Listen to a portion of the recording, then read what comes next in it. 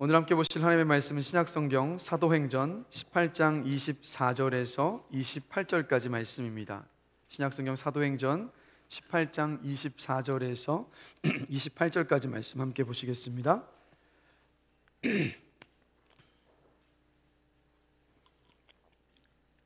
네, 제가 가진 성경은 신약성경 259페이지에 있습니다. 우리 다 함께 한 목소리로 읽겠습니다.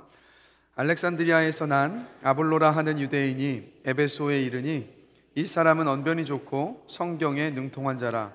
그가 일찍이 주의 도를 배워 열심으로 예수에 관한 것을 자세히 말하며 가르치나 요한의 세례만 알 따름이라.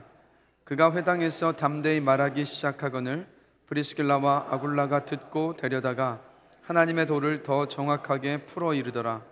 아볼로가 아가야로 건너가고자 하므로 형제들이 그를 격려하며 제자들에게 편지를 써 영접하라 하였더니 그가 가매 은혜로 말미암아 믿은 자들에게 많은 유익을 주니 이는 성경으로서 예수는 그리스도라고 증언하여 공중 앞에서 힘있게 유대인의 말을 이기미러라.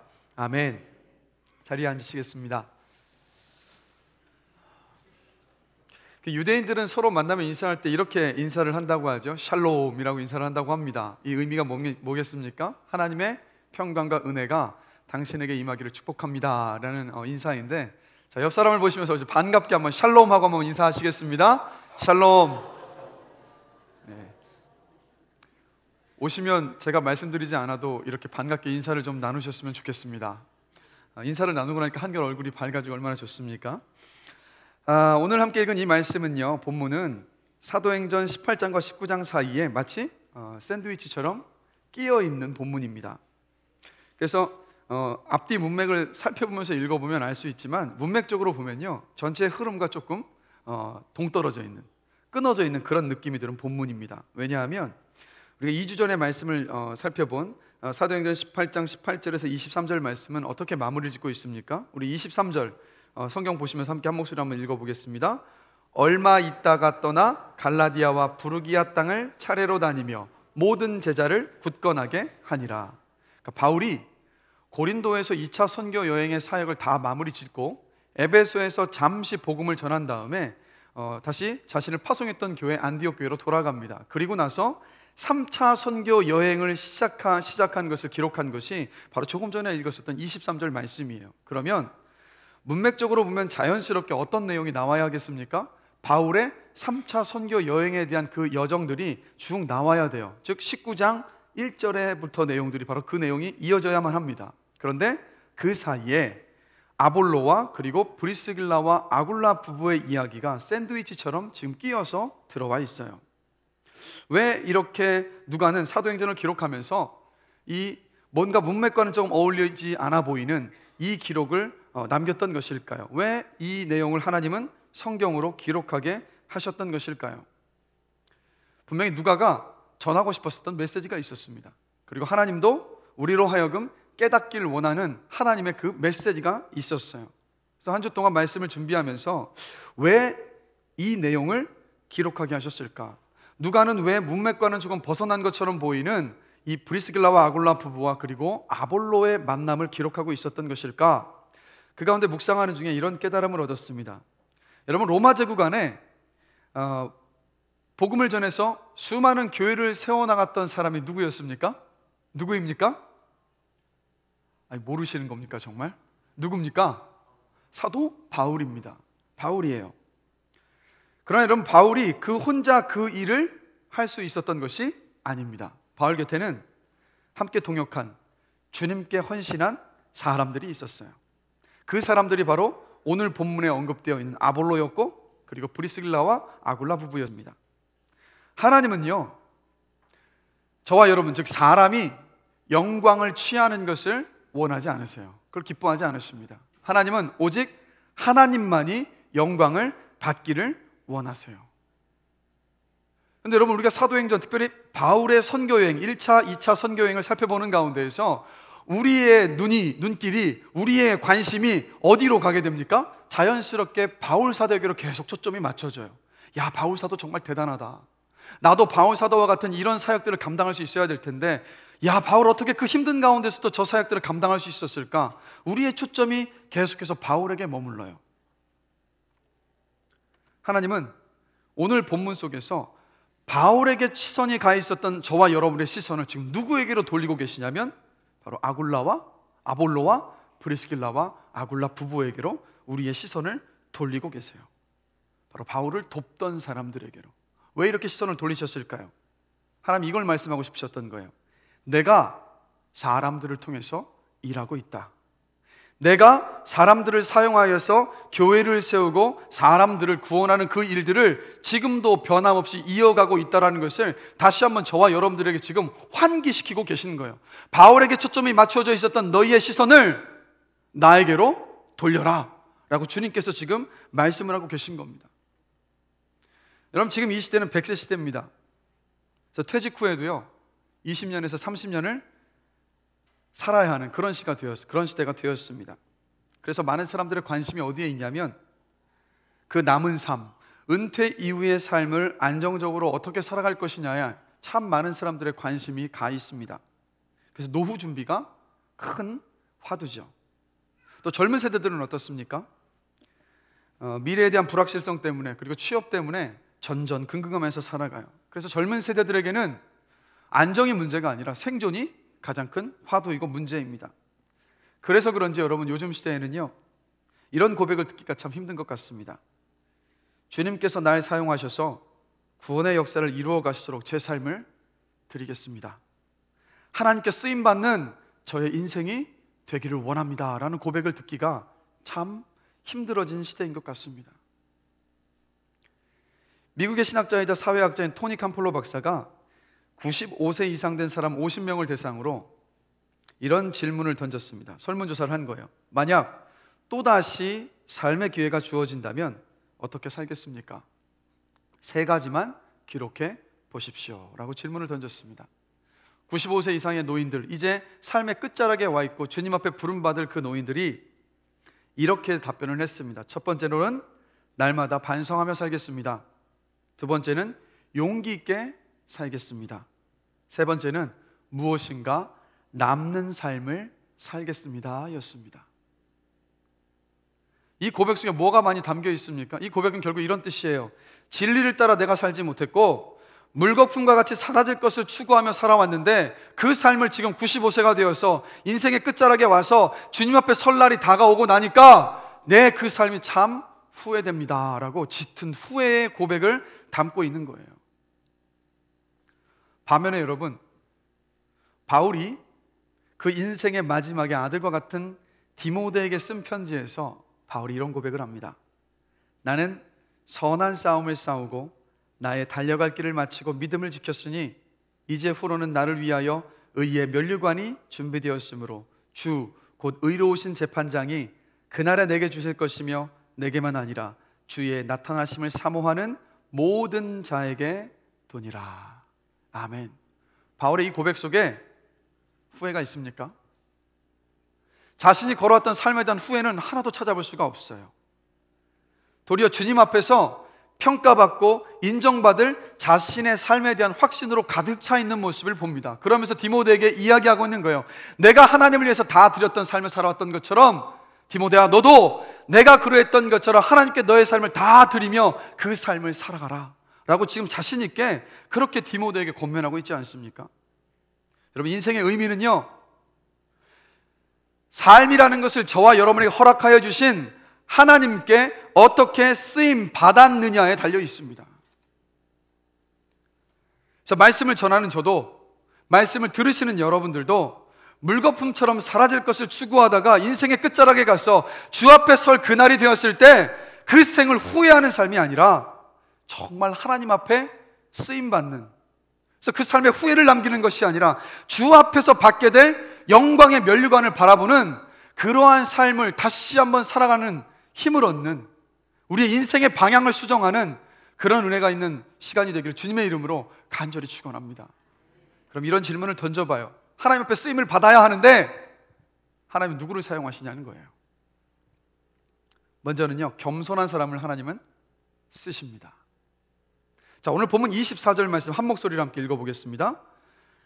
알렉산드리아에서 난 아볼로라 하는 유대인이 에베소에 이르니 이 사람은, 자, 지금 아볼로라는 사람이 갑자기 등장했습니다. 사도행전 안에. 근데 지금 어디 출신이라고 말합니까? 알렉산드리아. 이때 당시 알렉산드리아는 이집트 북쪽에 지중해 연안에 있었던 대도시였습니다. 특히 이 알렉산드리아에는 50만 권의 책을 소장한 그때 당시로는 가장 큰 도서관이 있었습니다. 알렉산드리아는 상업과 금융과 그리고 학문의 중심 도시였어요. 특히 주전 3세기에서 2세기 약 100년간에 걸쳐서 이 알렉산드리아에 머물고 있었던 유대인 학자들이 세상에 흩어져서 살고 있었던 디아스포라 유대인들을 위해서 구약성경은 히브리어로 쓰여졌습니다. 이 히브리어로 쓰여졌었던 성경을 그때 당시에 로마 시대의 공용어였었던 헬라어로 번역한 70인역 성경이 발행된 곳이 바로 알렉산드리아입니다. 그래서 이 지식의 도시에서 태어난 아볼로는 어릴 때부터 70인역 성경을 읽으면서 연구해서 구약 성경에 아주 능통한 사람이었어요. 거기에다가 언변도 좋았습니다. 이 언변이 좋다는 말이 말주변이 좋다는 말이 아니라 자신이 전달하고자 하는 말을 아주 논리정연하게 효과적으로 잘 전달하는 탁월함을 가지고 있었다는 뜻이에요. 달변가였어요. 근데 여러분 25절 함께 또 한번 보실까요? 우리 한 목소리 한번 읽어보겠습니다. 그가 일찍이 주의 도를 배워 열심으로 예수에 관한 것을 자세히 말하며 가르치나 요한의 세례만 알 따름이니라. 자, 지금 또 아볼로에 대해서 뭐라고 이야기합니까? 어릴 때부터 예수님에 대해서 배워서 잘 알고 있었어요. 거기에다가 또 뭘 가지고 있었냐면 자신이 배운 것을요 사람들에게 잘 가르치고 전달해주고 싶은 열심과 열정까지 가지고 있었어요. 부족함이 하나도 없지 않습니까? 특별히 말씀을 전하고 가르치는 교사로서 부족함이 하나도 없었어요. 지식도 탁월했습니다. 언변도 좋았습니다. 거기에다가 열심과 열정까지 가지고 있었어요. 무엇이 부족합니까? 부족함이 하나도 없었던 완벽한 교사예요. 이런 아볼로가 자신의 고향 알렉산드리아를 떠나서 배를 타고 지금의 터키의 서쪽에 있는 항구 도시 에베소로 갑니다. 그래서 그곳에 가서 유대인의 회당으로 들어가요. 그리고 자신이 배우고 알고 있는 그 지식을, 예수님에 대한 그 지식, 구약성경에 대한 그 지식을 가지고 뛰어난 언변으로 회당에 모인 사람들에게 전했어요. 그런데 그때 고린도에서 바울의 사역을 돕고 그리고 바울과 함께 앞으로 계속해서 복음을 전하는 사역에 함께하겠노라고 헌신했었던 브리스길라와 아굴라 부부가 그 회당에 있었습니다. 그리고 아볼로의 설교를 듣고 있었어요. 언변도 너무 좋았습니다. 그 지식이 너무 탁월했어요. 열정적으로 설교하니까 이 두 부부가 봤을 때 너무 감동적이었던 거예요. 그런데 가만히 아볼로의 설교를 듣고 있다 보니까 중요한 것이 빠져 있다는 것을 알았어요. 25절을 보면 이렇게 말하고 있습니다.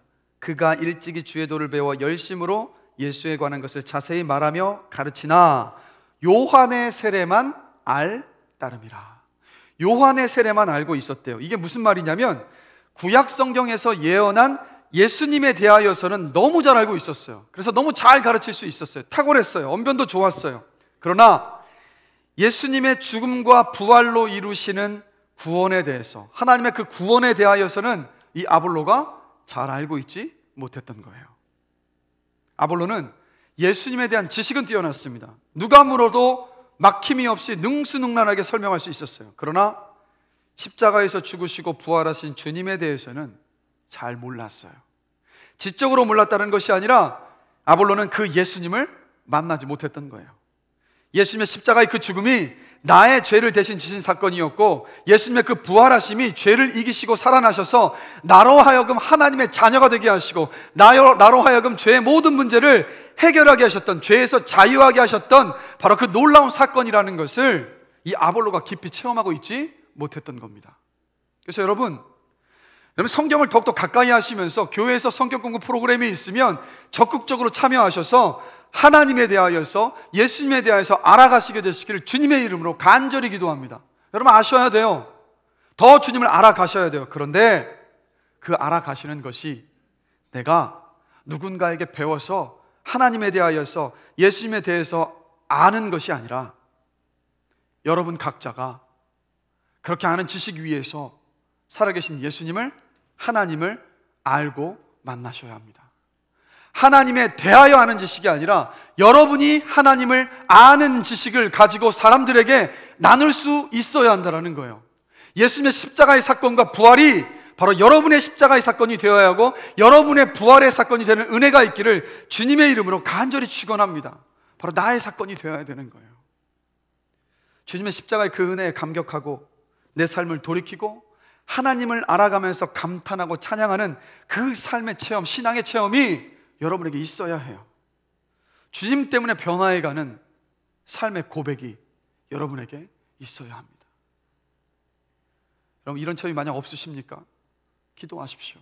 하나님 아버지, 하나님에 대해 아는 지식이 아니라 제가 주님을 만나서 하나님을 아는 지식이 되기를 원합니다. 살아계신 그 하나님을 내가 만나기를 원합니다. 십자가의 그 사건이 2000년 전의 사건이 아니라 나의 사건이 되게 하시고 주님께서 부활하신 그 사건이 나의 부활의 사건이 되는 그 생생한 체험이 저에게 있기를 원합니다라고 여러분 주님 앞에 간절히 간구하며 기도하십시오. 그럴 때 주님께서 주실 거예요. 반드시 주십니다. 그 확신이 없이 어디 세상에 나가서 예수에 대해서 말씀하시고 하나님에 대해서 말씀하실 수 있으시겠어요? 간절히 원하는 것은 하나님을 아는 지식이 저와 여러분에게 충만하게 채워지는 은혜가 있기를 주님의 이름으로 간절히 축원합니다. 프리스길라와 아굴라가 보니까 아볼로가 너무 탁월했는데 그것이 없었어요. 그게 너무 안타까웠어요. 그래서 아볼로의 설교가 끝나고 나자 그 유대인 회당에 사람들의 틈을 비집고 지나가서 아볼로에게 갑니다. 우리 26절 말씀 함께 한 목소리로 읽어보겠습니다. 그가 회당에서 담대히 말하기 시작하거늘 프리스길라와 아굴라가 듣고 데려다가 하나님의 도를 더 정확하게 풀어 이르더라. 자, 프리스길라와 아굴라 부부가 어떻게 했습니까? 데려다가, 즉 아볼로를 데려다가 하나님의 도를 더 정확하게 풀어서 가르쳤어요. 무슨 말입니까? 우리의 죄를 대신해서 십자가에서 죽으시고 3일 만에 부활하셔서 죽음을 이기시고 죄의 문제를 깨끗하게 해결하셔서 하나님의 자녀가 되는 권세를 누리게 하신 그 예수 그리스도의 복음을 아볼로에게 전한 거예요. 예수님을 인생의 주인으로 모시고 살아가는 하나님의 다스림에 대하여서 이 프리스길라와 아굴라 부부가 아볼로에게 전했습니다. 그때 아볼로가 어떻게 했습니까?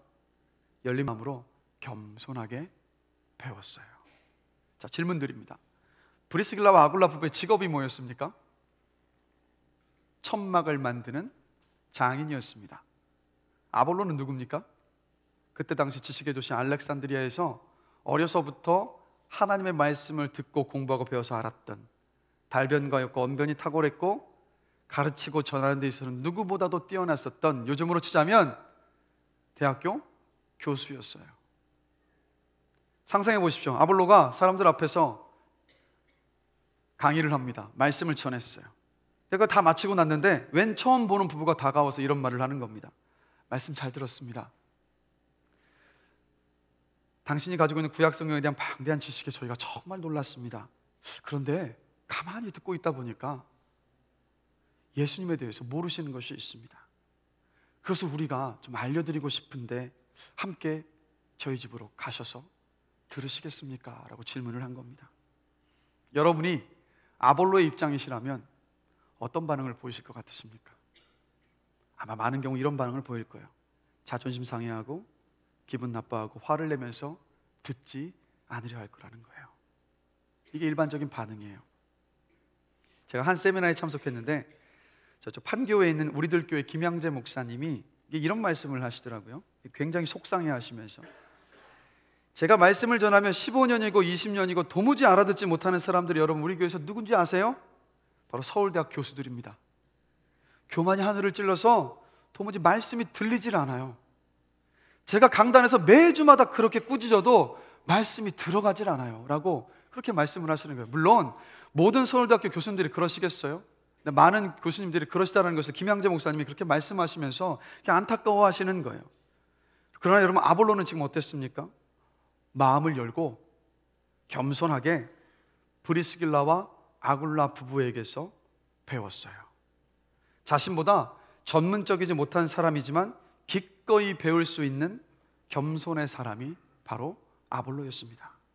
우리 27절 말씀 함께 한번 읽어보실까요? 함께 읽겠습니다.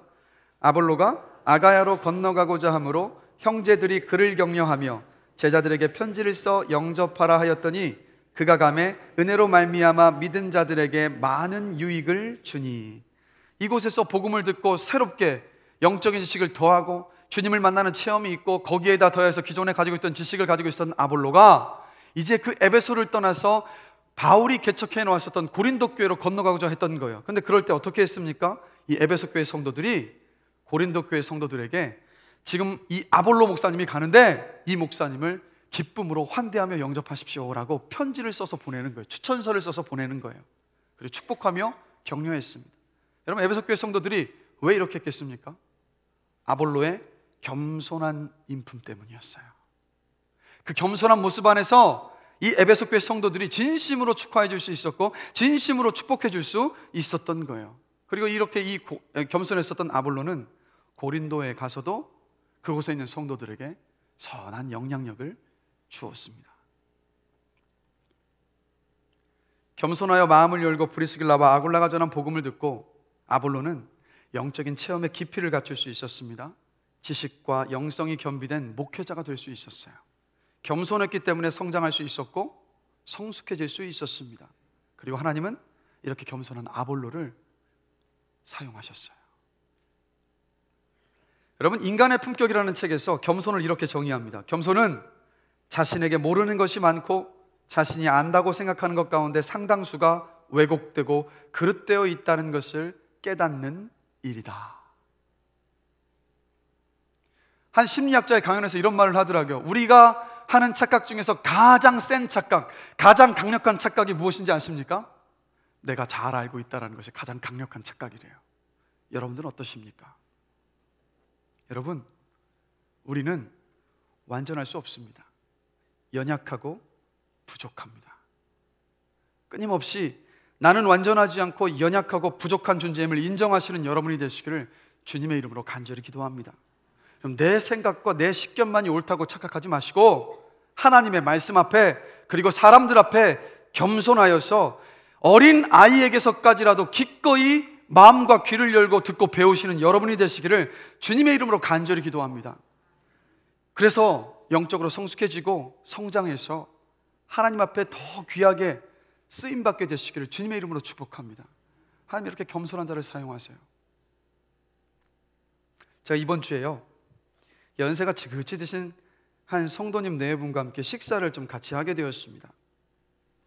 이게 대화를 하시면서 자신의 어떤 인생에 걸어왔었던 길에 대해서 이야기를 해주시는데 인생의 경험이 정말 많으셨던 분이시더라고요.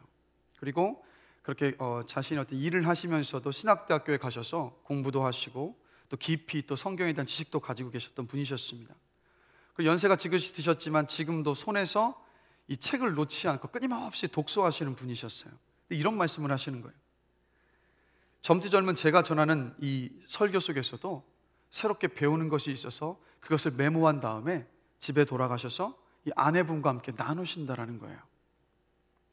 그 겸손하신 모습 앞에 제가 큰 감동이 되더라고요. 그래서 마음 안에 제가 그 이야기를 들으면서 또 감동을 받으면서 이런 고백을 제가 했습니다. 제 마음속으로. 하나님, 저도 나이가 들어가면서 저런 모습이고 싶습니다.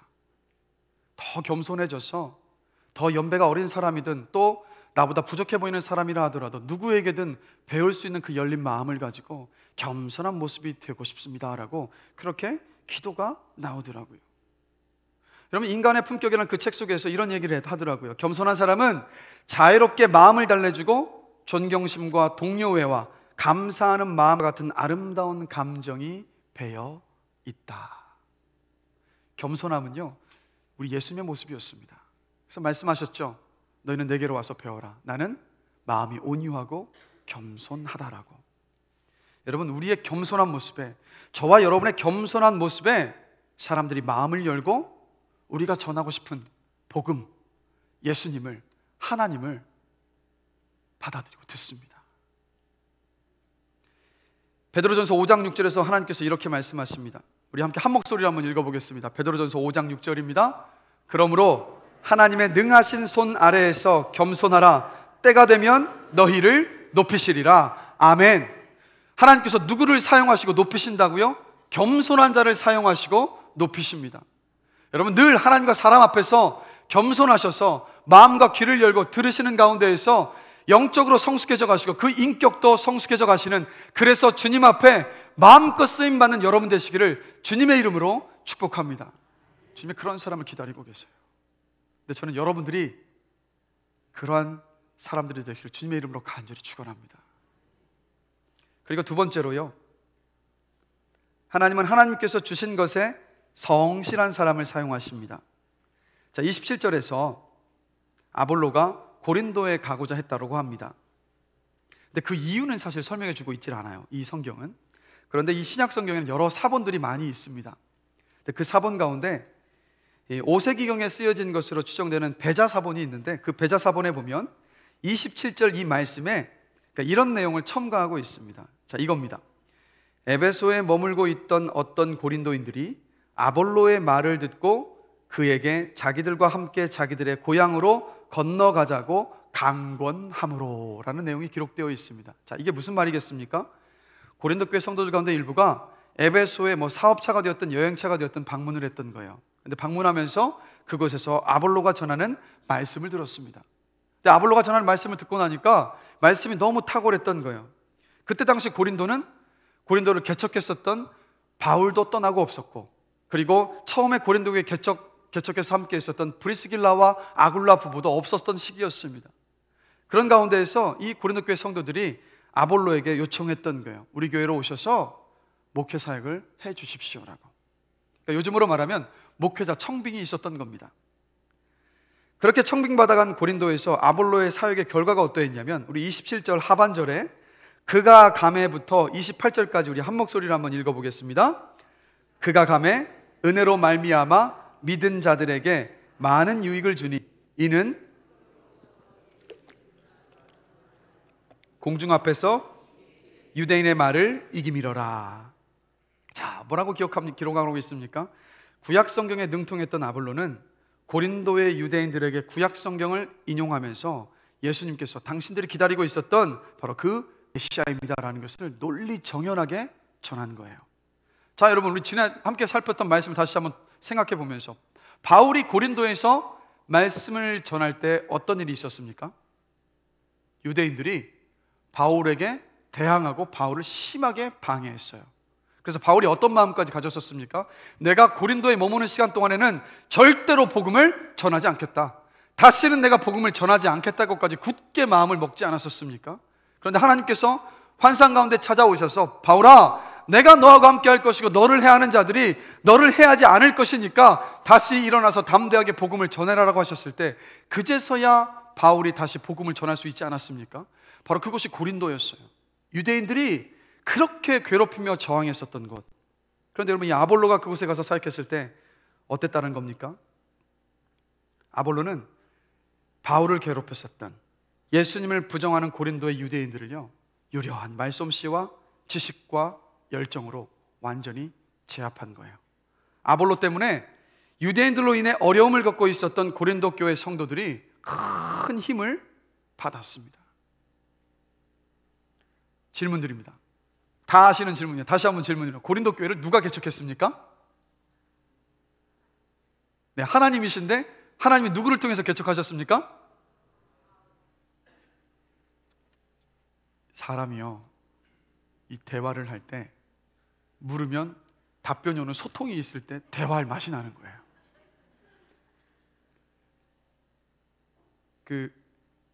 그런데 제가 질문을 드리는데, 아니, 다 알고 계시면서 왜 말씀을 안 하십니까? 부끄러우십니까? 저한테 부끄러워할 이유 없으시니까 크게 좀 답변해 주시면 고맙겠습니다. 다시 질문 드립니다. 고린도 교회를 누가 개척했습니까? 네, 역시 한국인들이시군요. 네, 바울이 개척했어요. 그런데 여러분, 아볼로가 가서 사역하고 난 후에 고린도 교회에 재미있는 일이 벌어졌습니다. 아볼로의 인기가 바울보다 더 좋아졌어요. 그래서 고린도 교회 성도들이 개척 목사인 바울과 아볼로를 비교하기 시작합니다. 고린도 후서 10장 10절 함께 보실까요? 우리 한 목소리로 한번 읽어보겠습니다. 읽습니다. 그들의 말이 그의 편지들은 무게가 있고 힘이 있으나 그가 몸으로 대할 때는 약하고 그 말도 시원하지 않다 하니. 말씀 그대로 띄워주십시오. 이게 무슨 말이냐면, 그들의 말이 뭐냐면 바로 고린도 교회 성도들의 말이 그의 편지들, 즉 바울의 편지들은 무게가 있고 힘이 있으나 바울이 몸으로 대할 때는 약하고 그 말도 시원하지 않다라고 하는 겁니다. 아볼로는 성경에 능통했고 언변이 좋았습니다. 말씀을 전하면 귀에 쏙쏙 들어왔던 거예요. 저는 제가 그런 목회자가 되기를 계속해서 기도하고 있습니다. 여러분 기도해 주세요. 아직도 한참 멀었다는 걸 제가 너무 많이 느끼거든요. 기도해 주셔야 합니다. 네. 그래서 성도들이 아볼로 목사님의 설교를 전할 때마다 너무 좋은 거예요. 막 쑥쑥 자랐어요, 그 믿음이. 자, 바울도 성경에 능통했습니다. 그런데 이 고린도후서 10장 10절을 보니까 말이 시원하지 않다는 것을 봤을 때 이 말이 좀 뭔가 어눌했던 것 같아요. 많이 알고 있었지만 뭔가 말씀을 전할 때 분명하지 않고 명쾌하지 않아서 듣고 있는데도 무엇인지 잘 모르는, 이게 도대체 무슨 소리지 하고 이렇게 고민이 됐던 어떤 그런 상황이었던 것 같아요. 그러니까 지금 그 비교하고 있었던 그 소식을 바울이 들었던 겁니다. 여러분 이렇게 비교당하면 마음이 어떻겠습니까? 아유, 기분 나쁘죠. 그리고 또 다른 일을 하고 있는 처지도 아니고 똑같이 지금 말씀을 전하고 가르치는 일을 하는 사역을 하고 있는데 그것도 같은 교회에서 아볼로와 바울을 비교하고 있는 거예요. 자존심 상하죠. 기분 나쁘죠. 마치 모차르트의 천재성을 질투하고 시기했었던 살리에리처럼 어쩌면 자신의 능력 없음을 탓하며 좌절할 수도 있지 않겠습니까? 그런데 여러분 놀라운 것은 바울은 그렇지 않았어요. 자, 고린도전서 3장 5절 말씀 함께 보시겠습니다. 자, 우리 한 목소리를 읽겠습니다. 그런즉 아볼로는 무엇이며 바울은 무엇이냐? 그들은 주께서 각각 주신 대로 너희로 하여금 믿게 한 사역자들이니라. 자, 이어서 우리 3장 6절도 함께 보시겠습니다. 나는 심었고 아볼로는 물을 주었으되 오직 하나님께서 자라게 하셨느니라. 상처받고 실망하고 좌절한 모습이 보입니까? 전혀 보이질 않아요. 그리고 8절에 가서는 또 이렇게 또 고백을 합니다. 함께 읽겠습니다. 심는 이와 물 주는 이는 한 가지이나 각각 자기가 일한 대로 자기의 상을 받으리라. 아멘. 그리고 고린도전서 16장 12절을 보면 또 이렇게 바울이 이야기합니다. 또 함께 읽겠습니다. 형제 아볼로에 대하여는 그에게 형제들과 함께 너희에게 가라고 내가 많이 권하였으되 지금은 갈 뜻이 전혀 없으나 기회가 있으면 가리라. 이게 무슨 말이냐면 아볼로가 고린도 교회에 가서 말씀을 잘 전하고 나니까 고린도 교회에 어떤 문제가 생겼냐면 아볼로 목사님을 좋아하는 사람들이 생겼고 또 바울 목사님을 좋아하는 사람들이 생겨버린 거예요. 파당이 나뉘어 버렸던 거예요. 그러니까 아볼로가 교회의 그 분열된 모습을 보고 그곳을 떠납니다. 그래서 다른 곳에 에베소에 와서 다시 머물고 있었을 때 바울이 그 에베소에 머물고 있었던 아볼로를 만나서 하고 있는 말이에요. 이게 무슨 말이겠습니까? 이런 뜻이에요. 바울이 아볼로에게 아볼로 목사님, 고린도 교회 교인들이 목사님의 말씀을 참 좋아합니다. 내가 전하는 말씀은 이해가 잘 안 되고 어렵고 무슨 말인지 도무지 모르겠다고 하니까 목사님이 가셔서 고린도 교회 성도들을 잘 가르쳐 주십시오라고 강청하고 있는 거예요. 한두 번에서도 아볼로 목사님이 가지 않으니까 여러 번 강청을 했다는 것을 지금 바울이 고백하고 있는 거예요. 그러면 우리 이런 질문을 던져봅니다. 바울은 도대체 어떻게 이럴 수 있었을까요? 다시 여러분들에게 질문을 드립니다. 답변 잘 해주셔야 됩니다. 우리는 그리스도인입니다. 아멘이십니까? 그러면 그리스도인인 저와 여러분의 삶의 목적은 무엇입니까? 복음 전하는 것. 또 뭡니까? 큰 소리로 말씀해 주십시오. 맞습니다. 하나님을 영화롭게 하는 것, 하나님께 영광 돌리는 것. 그러나 여러분, 우리는 말로는 하나님의 영광을 위해서 산다고 하지만 사실은 너무 많은 경우 내 영광을 구합니다. 그래서 나에게는 없고 다른 사람에게 있는 것을 비교하면서 시기하기도 하고 불평하면서 원망하기도 합니다. 내 영광이 아닌 하나님의 영광을 구하면 나에게 없는 것을 보지 않아요. 하나님께 받은 것만 봅니다. 왜요?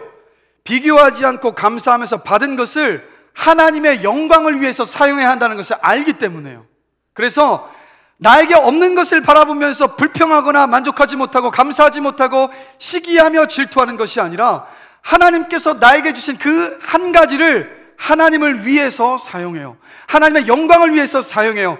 하나님을 나타내고 드러내기 위해서 기꺼이 사용한다라는 거예요. 하나님은요, 바로 그런 사람을 사용하십니다.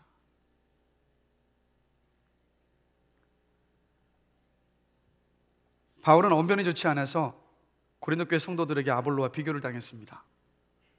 그러나 여러분, 아까 읽었던 말씀 속에서 우리 고린도후서 10장 10절 말씀 다시 한번 띄워주시겠습니까? 자, 이 말씀을 보시면 언변은 좋지 않았어요. 말은 시원하지 않았지만 초반부에 뭐라고 이야기합니까? 그들의 말이 그의 편지들은 무게가 있고 힘이 있다. 바울에게 주신 하나님의 놀라운 선물이 뭐였습니까? 바로 그를 통하여서 하나님의 은혜와 복음을 탁월하게 전하는 그 힘이었어요. 바울은 하나님이 주신 그 글 쓰는 능력을 감옥에서까지 하나님의 영광을 위해서 기꺼이 기쁨으로 사용했습니다. 그리고 그 결과물이 무엇인지 아십니까? 바로 저와 여러분들의 손에 들려있는 성경이에요. 바울이 쓴 신약 성경 13권이 바로 그 결과물입니다.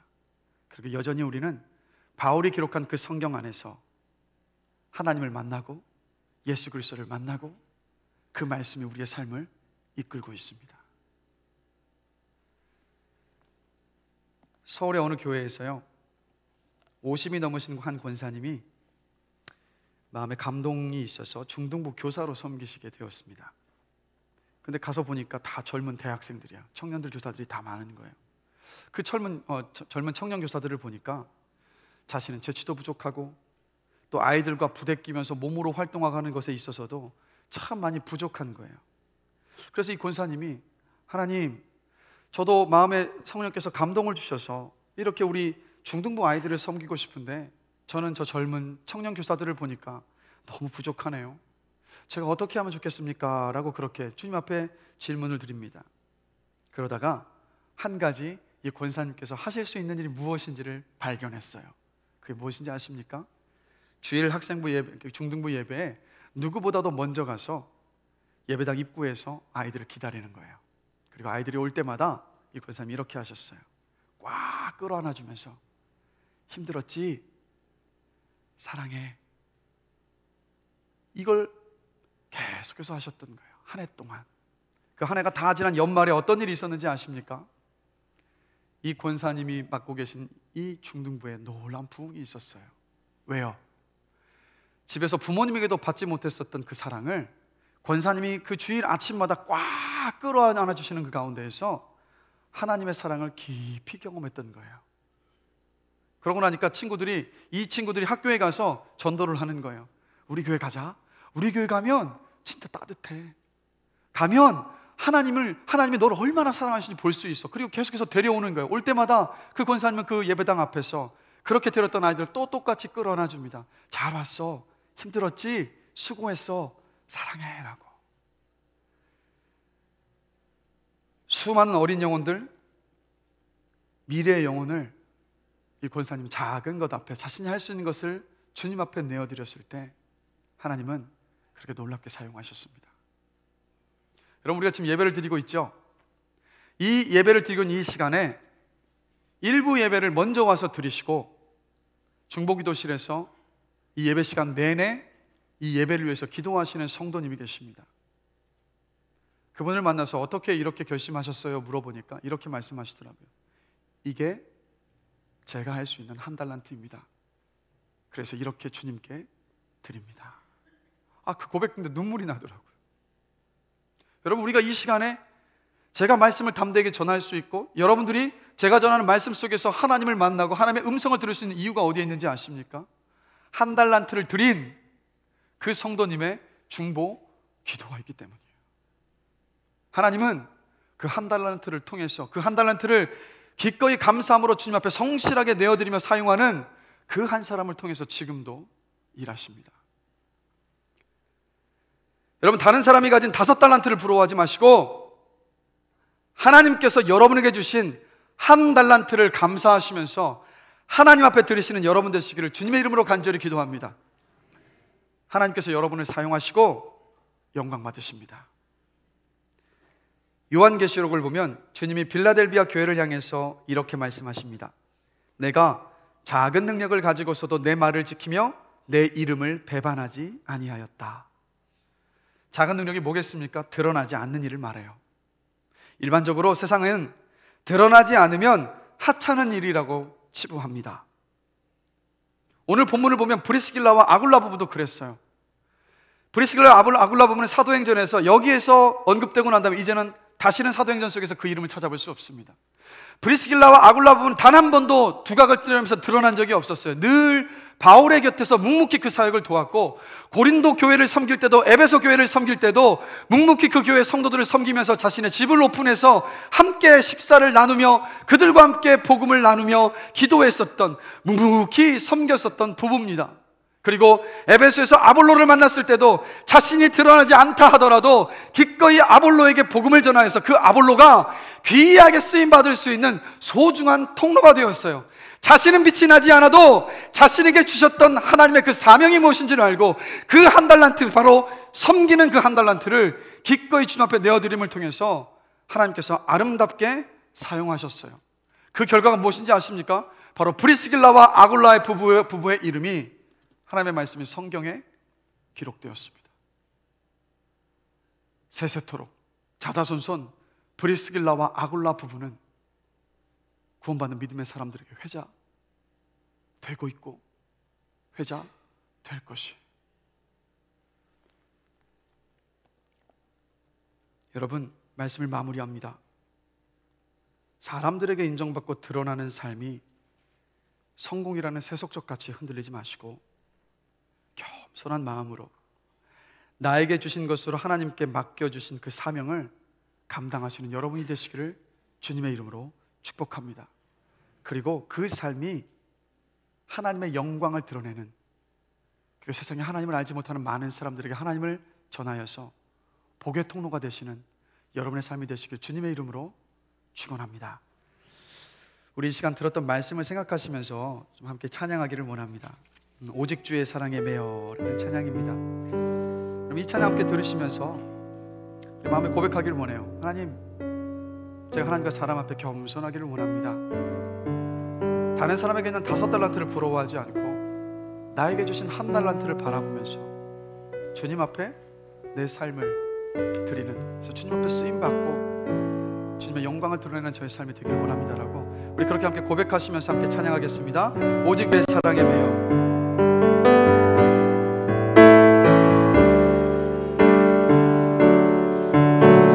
주의 사랑에 매여 내 영 기뻐 노래합니다. 이 소망의 언덕 기쁨의 땅에서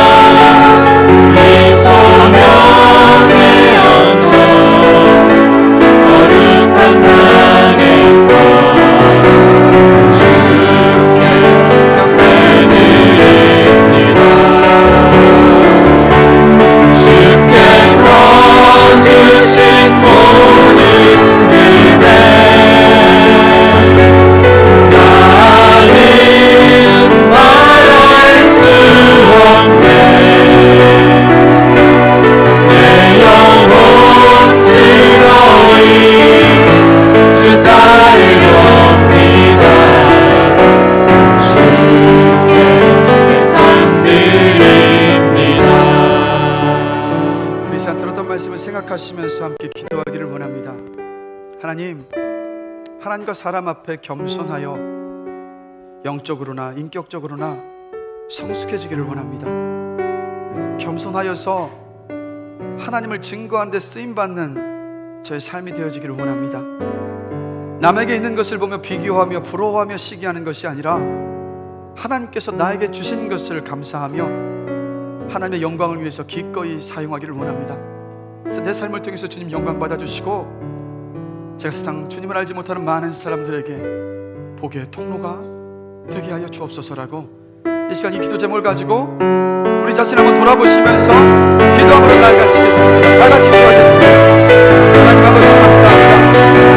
예수 그리스도의 십자가의 그 은혜와 사랑과 구원의 능력을 통하여서 우리를 구원하여 주셨습니다.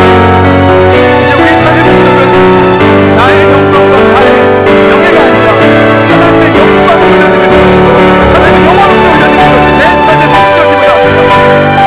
영원한 삶의 목적을 나에게 주신 그 하나님 아버지 감사합니다. 저도 하나님의 간구하는 것을 하나님 앞에 쓰임받는 게 하나님의 영광을 올려드릴 수 있는 하나님의 겸손한 자를 들어서 사용하십니다. 하나님과 사람 앞에 겸손한 자가 되어주기를 원합니다. 어린 아이에게서까지도 기꺼이 배울 수 있는 겸손한 사람으로서 되어주시고 영적으로나 인격적으로 겸손한 가운데 성숙하여 줘서 주 앞에 쓰임받는 나의 삶이 되게 해주시옵소서. 주 앞에 가지는 구하는 것을 남이 가지고 있는 다섯 달란트를 바라보는 것이 아니라 하나님의 영광을 위해서 쓰라고 하셨던 나에게 주신 한 달란트를 바라보면서 감사함으로 주님을 위하여서 기꺼이 내어드리는 쓰임받기를 원합니다. 그래서 하나님 아버지 나의 삶을 주께서 사용하여 주시고 나를 통해서 영광 받으시고 세상의 무엇도 불러내는 그 은혜를 우리 모두에게 허락하여 주시옵소서. 감사합니다. 예수 그리스도의 이름으로 기도드립니다. 하나님 아버지, 주님 예수 그리스도 안에서 구원받은 우리들에게 조건이 없는 사랑을 부어주셨습니다. 그리고 인생의 궁극적인 목적을 우리에게 허락하여 주셨습니다. 하나님, 우리는 이제 주의 영광을 위해서 살아가는 사람들입니다. 주님을 영화롭게 하는 삶을 살아가는 사람들입니다. 그 삶으로 불러주신 것 감사합니다. 그 삶은 주님 앞에 쓰임받을 때 비로소 그 삶을 살아갈 수 있는데 오늘 본문을 통해서 보니 주님께서는 겸손한 자를 들어서 사용하십니다. 하나님, 우리 모두에게 은혜를 주셔서 하나님과 사람 앞에 겸손하기를 원합니다. 어린 아이에게서까지도 배울 수 있는 겸손한 우리가 되어지게 하여 주시옵소서. 그래서 그 겸손함 가운데에서 영적으로나 인격적으로 성숙하여져서 우리가 그 복음을, 하나님을, 예수의 그 사랑을 온전히 전할 수 있는 우리의 삶이 될 수 있도록 주님 은혜를 더하여 주시옵소서. 또한 주 앞에 간절히 간구하는 것은 우리는 주님께서 주신 것을 바라보지 않고 남이 가진 5달란트를 바라보면서 왜 나에게는 주시지 않으셨느냐고 마치 1달란트를 받았던 사람이 불평하고 원망했었던 그 모습을 우리가 그대로 살아가고 있는 것은 아닌지 돌아봅니다. 하나님, 남이 가진 5달란트를 바라보는 것이 아니라 나에게 주신 그 1달란트를 주님 앞에 기꺼이 드리는 우리의 삶이 되어지기를 원합니다. 기꺼이 드렸을 때 주님은 그 1달란트를 통해서 일하시고 사용하십니다. 수많은 사람들을 구원하는 그 구원의 역사를 바로 그 드린 1달란트를 통해서 이루어 가시는 하나님이심을 우리가 발견합니다. 우리 사랑하는 성도님들, 주님께 받은 그 1달란트를 주 앞에 온전히 내어드려서 주님 앞에 쓰임밖에 부족함이 없는, 주님 앞에 영광 돌리는 귀하고 복된 삶을 살아가실 수 있도록 주께서 축복하여 주시옵소서. 그리고 지금도 1달란트를 주께 드리면서 나타나지 않고 드러나지 않더라도 묵묵히 주 앞에 드리는 수많은 성도들이 있습니다. 그 성도들에게 주님께서 축복하여 주셔서 영광 받아주시고 하나님 앞에 섰을 때 제 놀라운 면류관의 영광을 받게 부족함이 없는 아름다운 삶이 되도록 주께서 끝까지 인도하여 주시옵소서. 감사합니다. 예수 그리스도의 이름으로 기도드립니다. 아멘.